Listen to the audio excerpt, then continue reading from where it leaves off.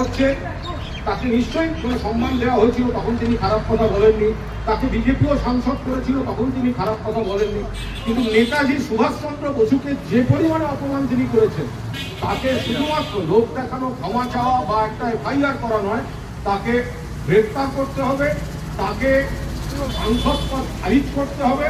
এবং বিজেপি যদি সত্যি নেতাজির প্রতি তাদের শ্রদ্ধার্ঘ্য দেখাতে চায়, তাহলে দয়া করে আপনারা আগে দল থেকে তাকে বহিষ্কার ঘোষণা করুন। স্বাধীনতা দেশের, আমরা এখন খুব চাপে আছি। দেশ স্বাধীন, আমরা গর্বিত, স্বাধীন ভারতের আমরা নাগরিক। কিন্তু অর্থনৈতিকভাবে, সামাজিকভাবে এই বিজেপি সরকার দেশের সাধারণ মানুষ, গরিব মানুষ, কৃষক, শ্রমিক এদের সর্বনাশ করে ছেড়েছে। ছাত্র আন্দোলনে যেভাবে, সেটা হতে পারে না। ফলে আমরা গর্বিত নাগরিক, কিন্তু স্বাধীনতাটাকে সব পেশায় সব রকম ভাবে রাখতে হবে।